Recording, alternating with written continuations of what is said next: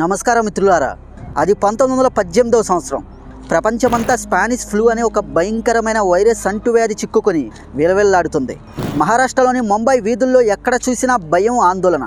సరిగ్గా అదే సమయంలో ఆ చీకటి రోజుల్లో ఎస్ఎస్ దేవరే అనే ఒక ప్రసిద్ధ ఫోటోగ్రాఫర్ మహారాష్ట్రలోని తన స్టూడియోలో కూర్చొని తన పాత కెమెరా లెన్స్ను తుడుస్తూ అనుకోకుండా అక్కడ ఒక ఫోటోని తన కెమెరాతో బంధించాడు. అలా పొరపాటున అతని కెమెరాలో అప్పుడు బంధించబడిన ఒక్క ఫోటో 100 సంవత్సరాల తర్వాత ఈరోజు వేలాది దేవాలయాల్లో, కోట్లాది ఇళ్లలో ఒక దేవుడిలా పూజించబడుతుంది అని బహుశా ఆ ఫోటోగ్రాఫర్ అప్పుడు ఊహించి కూడా ఉండడు. ఆ ఫోటో మరెవరిదో కాదు, శ్రీ షిరిడి సాయిబాబాది. ఈరోజు మీరు ఏదైనా ఆటో ఎక్కినా, బస్సు ఎక్కినా, ఏ చిన్న టీ కొట్టుకు వెళ్ళినా, లేదా అంబానీ లాంటి కోటీశ్వరుడి బంగ్లాకు వెళ్ళినా చాలా చోట్ల మీ కంటికి ఒకే ఫోటో కనిపిస్తుంది. ఒక కాలు మీద కాలు వేసుకొని, తలకి ఒక గుడ్డ కట్టుకొని, చెరిగిన బట్టలతో ఒక పాత రాయి మీద కూర్చున్న ఒక వృద్ధుడు ఫకీరు ఫోటో. ఆయనే మనందరికీ తెలిసిన శ్రీ షిరిడి సాయిబాబా. కానీ ఒక్క నిమిషం ఆలోచించండి, అసలు ఈ సాయిబాబా ఎవరు, ఎక్కడి నుండి వచ్చాడు? ఆయన సాక్షాత్తు ఈ భూమి మీదకి వచ్చిన దేవుడా, లేక అద్భుత శక్తులున్న ఒక సిద్ధమైన ఫకీరా, లేక మ్యాజిక్ చేసే ఒక మనిషా? అసలు ఆయన మతం ఏంటి? ఆయన హిందువా లేక ముస్లిమా? ఒకవేళ ఆయన ముస్లిమే అయితే ఎందుకు ఎప్పుడు ఒక వేప చెట్టు కింద కూర్చొని నిరంతరం హిందూ వేద మంత్రాలు చదివేవాడు? నుదుటిన కుంకుమ చంద్రం ఎందుకు పెట్టుకునేవాడు?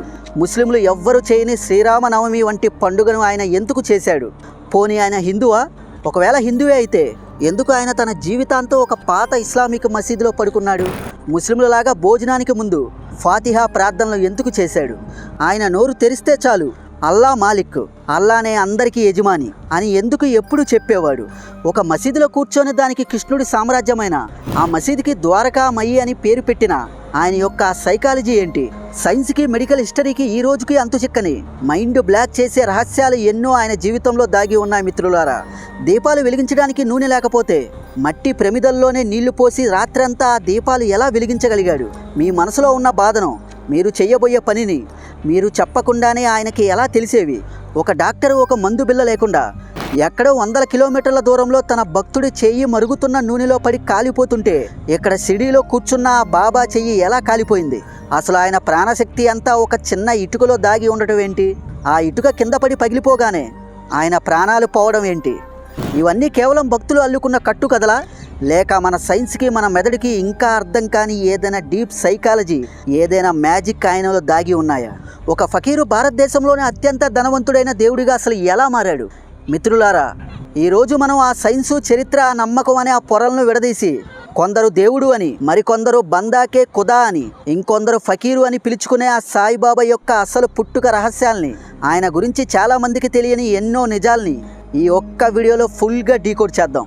చరిత్ర పుస్తకాలు ఎన్నడూ చెప్పని ఈ విషయాలు వింటే మీ రోమాలు నిక్కబుడుచుకుంటాయి. కాబట్టి ఈ వీడియోని ఎక్కడ స్కిప్ చేయకుండా లాస్ట్ వరకు చూసి ఈ వీడియోని ప్రతి ఒక్కరికి తప్పకుండా షేర్ చేయండి. ఎందుకంటే ఈ వీడియో పూర్తయ్యేసరికి ఆ సాయిబాబా పట్ల, మతం పట్ల, ఈ సమాజం పట్ల మీరు తెలుసుకోబోయే నిజాలు మీ ఆలోచన విధానాన్నే పూర్తిగా మార్చేస్తాయి.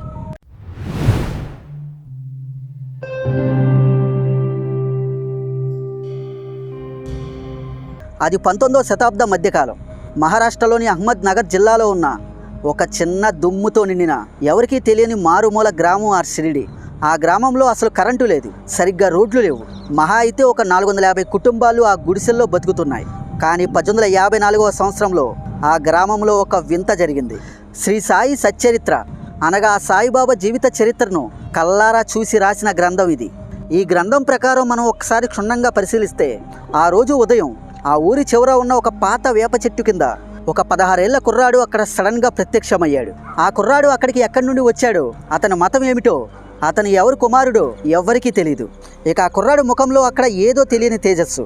వాతావరణం అక్కడ ఎంత చలిగా ఉన్నా, ఎంత ఎండ కొడుతున్నా ఆ బాలుడు మాత్రం వాటిని పట్టించుకోలేదు. అది చూసి ఆ ఊరి గ్రామస్తులకు ఒక్కసారిగా ఆశ్చర్యం వేసింది. ఇక మహల్సాపతి లాంటి కొందరు పెద్దలు ఆ బాలుడిని చూసి దండం పెట్టుకున్నారు. కానీ సమాజంలో అందరూ ఒకేలాగా ఉండరు కదా. మనకు అర్థం కానిది ఏదైనా కనిపిస్తే దాన్ని పిచ్చి అంటాం. అలాగే కొందరు ఆ బాలుడిని పిచ్చివాడు అనుకొని రాళ్లతో కొట్టారు. అయినా ఆ బాలుడికి ఎలాంటి కోపం రాలేదు. అలా కొన్ని రోజులు గడిచాయి. ఉన్నట్టుండి ఒకరోజు ఆ కుర్రాడు అకస్మాత్తుగా అక్కడి నుండి మాయమైపోయాడు. ఎక్కడికి వెళ్ళాడో ఎవరికీ తెలియదు. అలా బాలుడు ఆ ఊరి నుండి వెళ్ళిపోయి సరిగ్గా 3 ఏళ్ళు గడిచాయి. అనగా 1858వ సంవత్సరంలో ఒక ముస్లిం పెళ్లి బృందం తమ పెళ్లి మేళాలతో ఎద్దుల బండ్ల మీద షిరిడీకి వచ్చింది. ఆ బండ్లలో ఒక బండిలో నుంచి ఒక యువకుడు కిందకు దిగాడు. ఆ యువకుడే 3 ఏళ్ల క్రితం ఆ వేప చెట్టు కింద కూర్చున్న ఆ బాలుడు. ఆ యువకుడు నేరుగా షిరిడీలోని ఖండోబా ఆలయం వైపు అడుగులు వేశాడు. అంటే శివుడి యొక్క అవతారం ఉన్న ఆలయం అది. ఇక ఆ గుడి యొక్క పూజారి పేరు మహల్సాపతి. ఆయన ఆ గ్రామంలోనే ఒక పెద్ద పూజారి. ఆయన అప్పుడు ఆ యువకుడి కళ్ళల్లోకి చూసిన వెంటనే ఆ పూజారికి ఆ బాలుడిలో ఏదో తెలియని దైవత్వం కనిపించింది. వెంటనే ఆ పూజారి నోటి నుండి వచ్చిన ఒకే ఒక్క మాట, యా సాయి, అంటే రా సాయి, దయచేయి సాయి అని. మిత్రులారా, ఈ మాట ఆ యువకుడి కళ్ళల్లోకి ఆయన చూసిన వెంటనే ఆ పూజారి నోటి నుండి ఆటోమేటిక్గా తెలియకుండానే దానంతటా అదే వచ్చేసింది. మిత్రులారా, ఇక్కడే మనం గ్రహించాల్సిన ఒక అద్భుతం దాగి ఉంది. సాయి అనే పదానికి అప్పటి పర్షియన్ భాషలో పేదవాడు లేదా సూఫీ సాధువు అని అర్థం. కానీ అదే సాయి అనే పదానికి మన సంస్కృతంలో సాక్షాత్తు దేవుడని అర్థం. అలాగే బాబా అంటే అందరికీ తండ్రి లాంటి వాడు అని అర్థం. ఒక ముస్లిం పదానికి ఒక హిందూ పదానికి ముడిపెట్టి ఆ రోజు ఆ పూజారి పెట్టిన ఆ పేరే ఈరోజు ప్రపంచం జపిస్తున్న సాయి బాబా. ఎంత విచిత్రమో కదా. అయితే ఇదంతా విన్నాక మీ అందరి మనసులో మెదిలే అతిపెద్ద ప్రశ్న ఏమిటంటే, అసలు ఆయన పుట్టుక ఏంటి? ఆయన ఎవరికి పుట్టాడు? అసలు ఆయన తల్లిదండ్రులు ఎవరు అని. మిత్రులారా, చరిత్రకారుల వాదన ప్రకారం ఇప్పటి వరకు దీనికి 2 వాదనలతో కూడిన 2 సమాధానాలు దాగి ఉన్నాయి. మొదటిగా హిందువుల వాదన చూద్దాం. మహారాష్ట్రలోని పాద్రి అనే ఒక గ్రామంలో ఒక కశ్యప గోత్రానికి చెందిన ఒక బ్రాహ్మణ కుటుంబంలో ఈ సాయిబాబా పుట్టారని, ఆయన తల్లిదండ్రుల పేర్లు గంగాబావు, దేవికి గిరి అని చెబుతారు. అయితే ఆ తల్లిదండ్రులు చిన్నతనంలోనే ఆ సాయిబాబాను ఒక ఫకీరుకు అప్పగించారని, ఆ ఫకీరు దగ్గరే ఆ సాయిబాబా ఆధ్యాత్మిక విద్యను నేర్చుకున్నారని, ఆ తర్వాత ఆయన షిరిడీకి వచ్చి అక్కడ స్థిరపడ్డారని హిందువులు ఈ కథనం ప్రకారం చెబుతూ ఉంటారు. ఇక రెండో వాదన అనగా ముస్లింల వాదనని ఒకసారి మనం చూస్తే, ముస్లింల వాదన ఏమిటంటే, సాయిబాబా చిన్నతనంలోనే అనాథగా మారిన ఆ సాయిబాబాను అజ్మీర్లోని ఒక గొప్ప సూఫీ సంతుకు చెందిన హజరత్ రోషన్ షా అనే ఒక గొప్ప సూఫీ పెంచారని, దాంతో కేవలం 12 ఏళ్లకే సాయిబాబా ఖురాన్ మొత్తం ఆయన వద్ద నేర్చుకున్నారు అని చెబుతారు. ఈ కారణాల వల్లే ముస్లింలు సాయిబాబాను తమ వారసుడిగా భావిస్తారు. ఇక మరో పక్క హిందువులేమో సాయిబాబా బ్రాహ్మణ కుటుంబంలో పుట్టారని మా వారసుడు అని వాళ్ళు భావిస్తారు. కానీ మిత్రులారా, సాయిబాబా తన జీవిత కాలంలో ఎప్పుడూ తాను ఫలానా కులానికి ఫలానా మతానికి చెందిన వాడినని ఎప్పుడూ చెప్పుకోలేదు. ఆయన బ్రతికిన జీవన విధానాన్ని చూసి అప్పటి సమాజమే ఆశ్చర్యపోయింది. ఈ ఒక్క విషయమే అప్పటి సమాజాన్ని పూర్తిగా కన్ఫ్యూజ్ చేసింది. ఎందుకంటే ఆయన జీవించిన విధానం మనం ఇప్పటి వరకు చూసిన ఏ మత గురువులా కాదు, ఒక విప్లవంలా ఉంటుంది. ఆయన్ని చూసిన వాళ్ళందరికీ ఒకే ఒక్క ప్రశ్న, ఇతను ఎవరు అని. ఎందుకంటే ఆయన వేషధారణ చూస్తే ఒక ముస్లిం ఫకీర్లా ఉంటుంది. ఆయన తలపై గుడ్డ, సాదాసీదా కఫ్ని. ఆయన ఉండేది కూడా ఒక పాత మసీదులోనే. ద్వారకామయ్యి అనే ఆ మసీదులో కూర్చొని ఎప్పుడు ఉర్దూ మాటలు మాట్లాడేవారు. భోజనానికి ముందు ముస్లింలాగా ఫాతిహా చదివించేవారు. ఇదంతా చూసి ముస్లింలు ఆయన్ని ఇతను మావాడే అని గట్టిగా నమ్మడం మొదలుపెట్టారు. ఇక్కడే ట్విస్ట్ ఏమిటంటే, ఆయన చెవుల్ని మీరు ఎప్పుడైనా గమనించారా? ఆయన హిందూ సాధువుల యొక్క నాదు సంప్రదాయం లాగా ఆయన చెవులకి కుట్టి, అంటే ఆయన చెవులకి పోగులు కుట్టి ఉండేవి. ఆయన ఎప్పుడూ ఆ మసీదులో ఒక అగ్నిగుండాన్ని ఆ దుని వెలిగించే ఉండేవారు. అలానే ఆయన నుదుటిపై చందనం, కుంకుమ పెట్టుకునేవారు. ఇక ఆయన మసీదులో కూర్చొని ఎప్పుడు కృష్ణ భజనలు చేసేవారు. ఇక శ్రీరామనవమి పండగను ఎంతో అంగరంగ వైభవంగా నిర్వహించేవారు. మిత్రులారా, ఇప్పుడు ఒక్కసారి మీరే ఆలోచించండి. ఒక ముస్లిం అయితే ఆయన శ్రీరామనవమి పండుగను ఎందుకు అంత ఘనంగా జరిపించేవాడు? లేదా ఆయన ఒక హిందూ అయితే ఆయన జీవితాంతం ఆ మసీదులో ఎందుకు ఉన్నాడు? ఇదే ప్రశ్న అప్పటి ప్రజల మైండ్ను చాలా బాగా కన్ఫ్యూజ్ చేసింది. దాంతో కొందరు ఆయన్ని ముస్లింగా భావించారు, మరికొందరు హిందూగా భావించారు. కానీ నిజానికి ఆయన ఈ రెండింటికి అతీతమైన ఒక మహా సత్యాన్ని మనకి చూపించడానికి ఆయన అలా జీవించారు. కానీ మిత్రులారా, ఇదంతా విన్నాక ఇక్కడే మనం క్షుణ్ణంగా అర్థం చేసుకోవాల్సిన ఒక విషయం ఏమిటంటే, దేవుడికి కులం లేదు, మతం లేదు. ఇవన్నీ మనుషులు సృష్టించిన గీతలు మాత్రమే. ఆ గీతను చెరిపేందుకే సాయిబాబా తన జీవితాన్నే ఒక ఉదాహరణగా మార్చుకున్నాడు. మతం మారితే మనిషి మారడు, మనసు మారితేనే మనిషి మారతాడు అనే సత్యాన్ని ఆయన మాటల్లో కాదు, తన జీవన విధానం ద్వారా మనకి చూపించాడు. అందుకే ఆయన మనకి ఇచ్చిన మహామంత్రం సబ్కా మాలిక్ ఏక్ హై, అంటే అందరి దేవుడు ఒక్కడే. మిత్రులారా, ఇంకా ఆయన జీవితంలో కొన్ని అద్భుతాలు మీరు వింటే మీకు నిజంగా గూస్ బంప్స్ వస్తాయి. మొదట ఆయన షిరిడీ గ్రామానికి వచ్చినప్పుడు అక్కడ ఒక వేప చెట్టు కింద కూర్చునేవాడు. ఆ చెట్టును ఆయన తన గురువు అయిన వెంకుస సమాధిగా చెప్పేవారు. మొదట ప్రజలు దీన్ని అసలు నమ్మలేదు.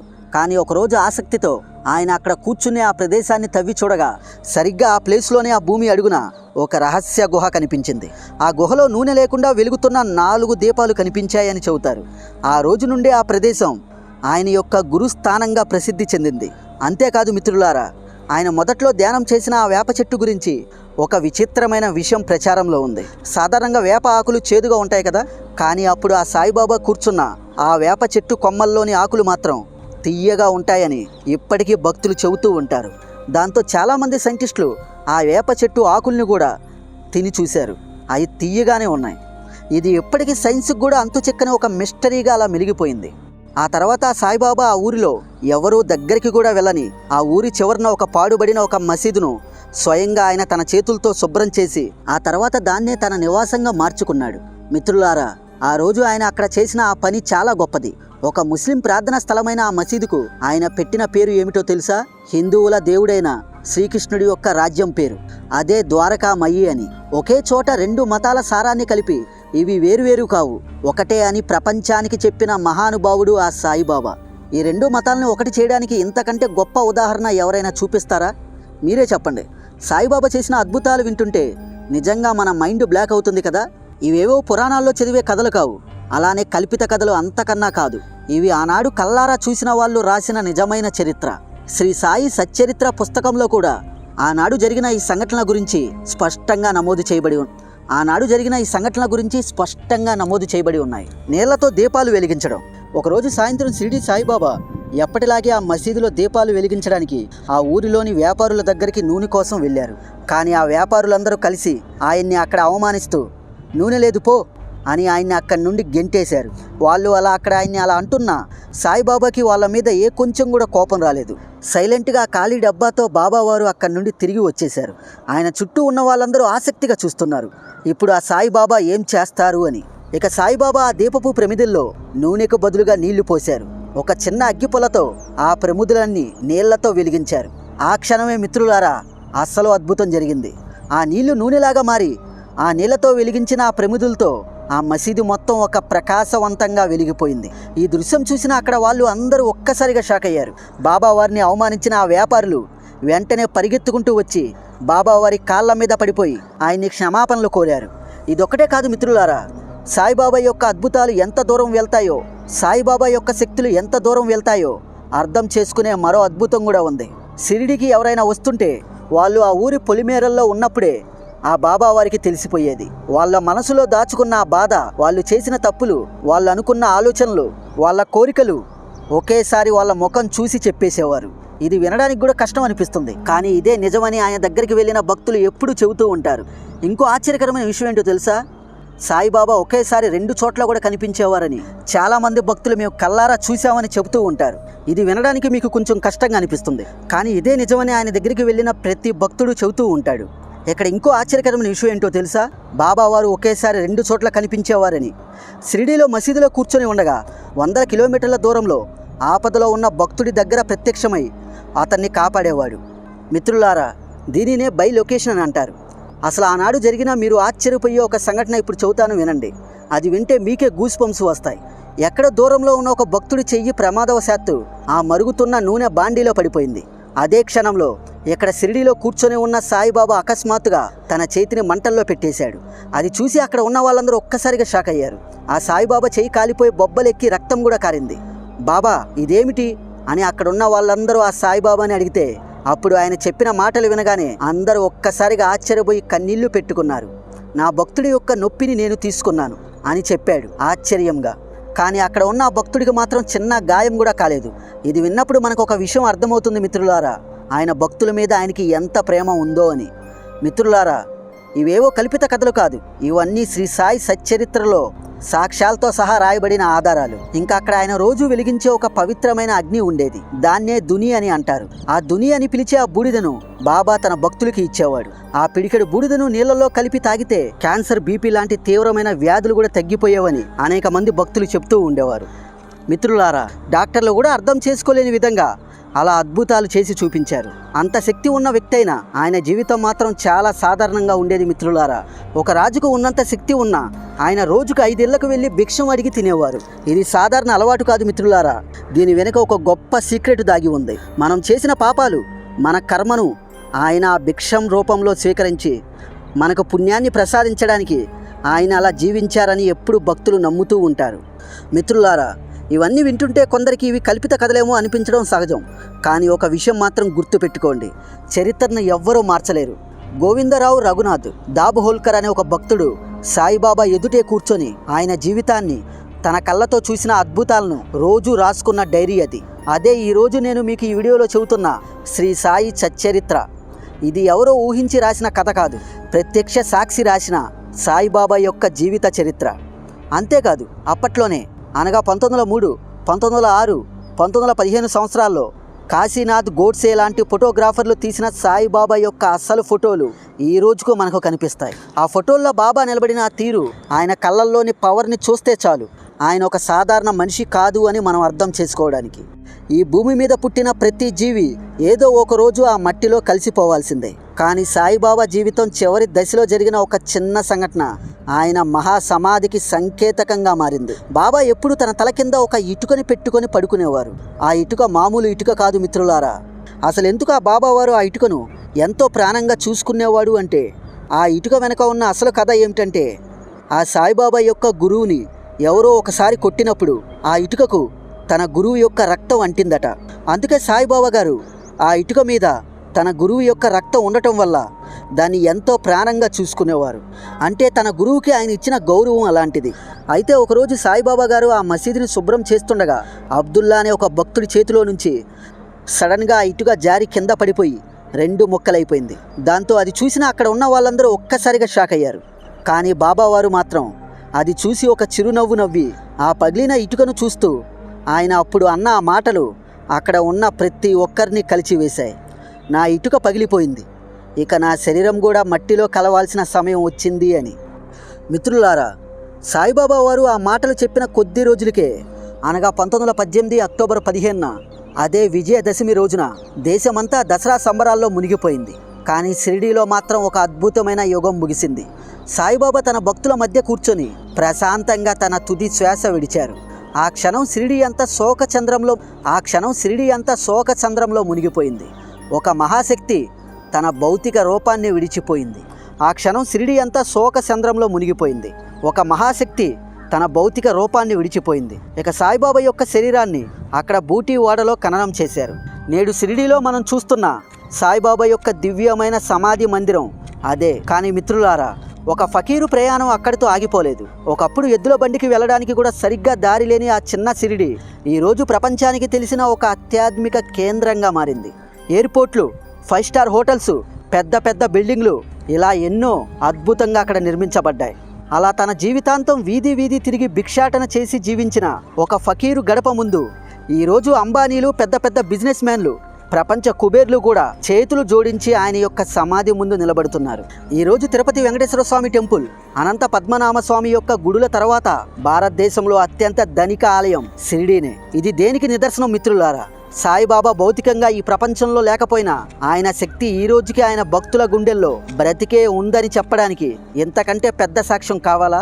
ఆయన శరీరం మట్టిలో కలిసిపోయి ఉండవచ్చు, కానీ ఆయన ఆత్మ, ఆయన మనకిచ్చిన సందేశం, ఆయన ఆశీర్వాదం ఈ రోజుకి షిరిడీ మట్టిలో ప్రతి భక్తుడి యొక్క గుండెల్లో నిలిచిపోయింది. ఇంతకంటే పెద్ద సత్యం ఇంకేముంటుంది? సబ్కా మాలిక్ ఏక్ హై అని ఆనాడు ఆయన చెప్పిన ఆ మాట ఇప్పటికీ షిరిడీలోని ఆ గాలిలో వినిపిస్తూనే ఉంది. మిత్రులారా, ఈ మొత్తం ఎపిసోడ్ చూశాక, సాయిబాబా యొక్క జీవితం అంతా విన్నాక మనం అర్థం చేసుకోవాల్సిన విషయాలు ఏమిటంటే, సాయిబాబా ఆయన ఒక దేవుడా లేక ఒక మనిషా, ఆయన ఒక హిందువా లేదా ముస్లిమా అన్నది అస్సలు ముఖ్యం కాదు. ఈ చరిత్ర, ఈ అద్భుతాలు వెనుక ఆయన మనకి ఇచ్చిన అతిపెద్ద, అత్యంత శక్తివంతమైన మెసేజ్ ఒకటే. దేవుడు గుళ్ళ గోపురాల్లోనూ మసీదు మినార్లలోనూ లేడు. దేవుడు మన ఎదుటి మనిషి ఆకల్లో ఉన్నాడు, వాళ్ళ కన్నీళ్లలో ఉన్నాడు అని. ఈరోజు మన సమాజాన్ని ఒక్కసారి చూడండి. మనం ఏమైపోతున్నాం? మనమంతా దేవుడి పేరుతో కొట్టుకుంటున్నాం. మా దేవుడు గొప్ప, మా మతం గొప్ప, మా కులం గొప్ప అని. కులం పేరుతో విడిపోతున్నాం. మతం పేరుతో మనుషులను చంపుకోవడానికి కూడా వెనకాడట్లేదు. గుడికి వెళ్ళి దేవుడికి లక్షల రూపాయలు ఖర్చు పెట్టి కిరీటాలు చేస్తాం. మసీదుల్లో దర్గాల్లో ఉన్న సమాధుల మీద చాదర్లు కప్పుతాం. కానీ గుడి బయట ఆ మసీదు మెట్ల మీద ఆకలితో అడుక్కునేవాడికి 10 రూపాయలు ఇచ్చి మనకు అన్నం పెట్టడానికి మాత్రం మనసు రాదు. కానీ సాయిబాబా జీవితం ఒక్కసారి చూడండి. ఒక రాజుకి ఉన్నంత శక్తి ఆయన సొంతం. ఆయన తలుచుకుంటే బంగారు ప్యాలెస్లు కట్టుకొని అప్పుడు వాటిల్లో ఉండగలిగేవాడు. కానీ ఆయన అప్పుడు ఏం చేశాడు? ఒక పాత గోడ పక్కన కూర్చున్నాడు. రోజుకు 5 ఇళ్ళు తిరిగి ఒక బిచ్చగాడిలా జోలె పట్టి అన్నం అడుక్కున్నాడు. ఆయన అడుక్కుంది అన్నం కాదు మిత్రులారా, మనుషుల్లో ఉన్న అహంకారాన్ని. తన దగ్గరకు వచ్చే ప్రతి ఒక్కరిని వాడు హిందువా, ముస్లిమా, లేదా దళితుడా, లేదా బ్రాహ్మణుడా అని ఆయన ఏనాడు అడగలేదు. జంతువుల్లో కూడా ఆయన దేవుణ్ణే చూశాడు. తను స్వయంగా వంట చేసి కుల మతాలు లేకుండా అందరికీ ఒకే కంచంలో అన్నం పెట్టాడు. ఆయన ఒక ముస్లిం మసీదులో ఉంటూ హిందువుల పండగలు జరుపుకుంటూ ఆ మసీదుకి ద్వారకామయ్యి అని పేరు పెట్టి ఈ ప్రపంచానికి సైలెంట్గా ఒక మొట్టికాయ వేశాడు. ఒరే పిచ్చోల్లారా, పైన సృష్టికర్త అనేవాడు ఒక్కడే. ఈ అనంత విశ్వానికి ఆ భగవంతుడు ఒక్కడే. ఈ అనంత విశ్వానికి ఆ భగవంతుడు ఒక్కడే. మీరు ఆయన్ను రాముడు అనండి, అల్లా అనండి, యేసుక్రీస్తు అనండి. వెళ్ళే మార్గాలు వేరైనా మనం చేరుకునే గమ్యం ఆ సబ్కా మాలిక్ ఒక్కడే అని ప్రాక్టికల్గా మనకి చేసి చూపించాడు. మిత్రులారా, మీరు సాయిబాబా భక్తులు కావచ్చు, కాకపోవచ్చు, కానీ ఆయన చెప్పిన 2 మాటలు మాత్రం మీ జీవితంలో అస్సలు మర్చిపోకండి. అవే శ్రద్ధ మరియు సబూరి. శ్రద్ధ అంటే నమ్మకం. మీరు చేసే పని మీద, మిమ్మల్ని పుట్టించిన ఆ శక్తి మీద మీకు పిచ్చి నమ్మకం ఉండాలి. సబూరి అంటే ఓర్పు. ఈరోజు మీరు ఎంత కష్టంలో ఉన్నా, ఎంత అప్పుల్లో ఉన్నా, ఎన్ని బాధల్లో ఉన్నా ధైర్యాన్ని మాత్రం అస్సలు కోల్పోకండి. పడిపోయిన ప్రతిసారి మళ్ళీ లేచి నిలబడండి. సరైన సమయం వచ్చే వరకు ఓర్పుగా ఉండండి. నమ్మకంతో అడుగు వేయండి. ఇక ఆ తర్వాత ఆ దేవుడే చూసుకుంటాడు. మనం చనిపోగానే మనం సంపాదించిన కోట్లు, మన కులం, మన హోదా అన్నీ ఈ మట్టిలోనే కలిసిపోతాయి. మనం చనిపోయాక ఎవ్వరూ మనం వెంటరారు. కానీ మనం పోయాక కూడా చరిత్రలో మిలిగిపోయేది ఒక్కటే, మనం సాటి మనిషికి చేసిన సహాయం, మనం పంచిన ప్రేమ. మనం అందరం దేవుడికి పూజలు చేస్తాం, నమాజు చేస్తాం, గుడికి వెళ్తాం, చర్చికి వెళ్తాం, మసీదుకి వెళ్తాం. అది మన బాధ్యత. కానీ ఆ దేవుడు మన నుండి కోరుకునే అసలైన భక్తి ఏంటో తెలుసా? సాటి మనిషికి సహాయం చేయడం. మీ వల్ల ఏ ఒక్కరికి అన్యాయం జరగకూడదు. మీ ఎదుట ఒకడు ఆకలితో ఉంటే వాడికి మీరు ఇంత పట్టెడన్నం పెట్టడం. ఆపదలో ఉన్నవారికి మీరు చేసే మీ చేతనైన సాయం. అప్పుడే మీరు నమ్ముకునే ఆ దేవుడిని మీరు నిజంగా ఆరాధించినట్లు, ఆయన్ని నిజంగా మీరు సంతృప్తి పరిచినట్లు. అప్పుడే సాయిబాబా యొక్క ఆశయం కూడా నెరవేరుతుంది. చివరగా ఒక్క మాట, మతం మారితే మనిషి మారడు, మనసు మారితేనే మనిషి మారతాడు. ఆ మార్పు ఈరోజు ఈ వీడియో చూసిన మీ నుండే మొదలవ్వాలి. నా ఎక్స్ప్లెనేషన్ మీకు నచ్చితే ఈ వీడియోని ఒక లైక్ చేసి, ఈ వీడియోని ప్రతి ఒక్కరికి తప్పకుండా షేర్ చేసి, మీరు సాయిబాబా భక్తులు అయితే ఓం సాయిరామ్ సబ్కా మాలిక్ ఏక్ హై అని కామెంట్ చేయండి. మరో ఇంట్రెస్టింగ్ మిస్టీరియస్ టాపిక్లో మళ్ళీ తప్పకుండా కలుద్దాం. అంతవరకు మన వీడియోస్ని చూస్తూ ఉండండి. ఓం సాయిరామ్. Thank you.